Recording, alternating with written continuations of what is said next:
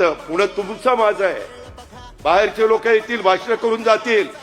अरे जे बरं वाईट व्हायचंय ते तुमचं माझं पुण्यामध्ये होणार आहे. बाहेरचे लोक येणार नाही. आपली माणसं ओळखा, आपली माणसं पहा.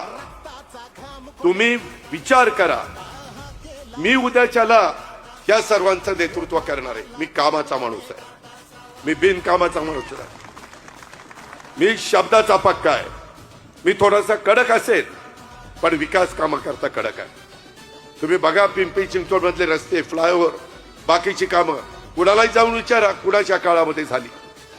का मधल्या 9 वर्षामध्ये इथं जी कामं रिंगाळली, किती दिवस मेट्रोची कामं चालली. ट्रॅफिकच्या समस्या सोडवायला नको. नदी सुधार कार्यक्रम का गतीनं होत नाही? का आपल्याला अधिकचं पाणी मिळत नाही? केंद्राने भरभरून दिलं, राज्यांनी भरभरून दिलंय, ते कुठं कमी पडले नाही. पण इथली लोक कमी पडली. इथं ज्यांच्यावर जबाबदारी होती ते कारभारी लोक कमी पडली. म्हणून उद्याच्या 15 तारखेला कारभारी बदलायचा. तुम्ही मला कारभारी पद द्या. नाही पुण्याचा चेहरा मोहरा बदलला तर नावाचा अजित पवार सांगणार. मी आपल्याला अतिशय स्पष्टपणे सांगतो, माझी प्रशासनावर पकड आहे. मी आपल्याला सगळ्यांना सांगतो, मी शब्दाचा पक्का आहे.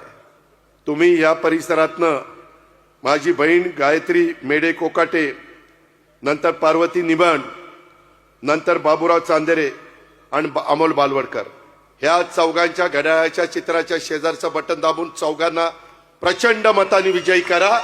माझी तुम्हाला विनंती आहे, जेवढी बालवडकरला मतं मिळतील अमोलला, तेवढीच बाबूरावला मिळाली पाहिजे. जेवढी बाबूरावला मिळतील तेवढीच पार्वतीला मिळाली पाहिजे. आणि जेवढी पार्वतीला मिळतील तेवढीच माझी गायत्री बहीण तिला मिळाली पाहिजे. Panel to panel. अजिबात हा माझा जवळचा तो लांबचा. मित्रांनो, तुम्ही मला जबाबदार धरा. आणि ह्या पद्धतीनं मागच्या काळामध्ये बाबूरावांनी, अमोलजींनी ह्या भागामध्ये चांगल्या प्रकारची कामं करून दाखवली.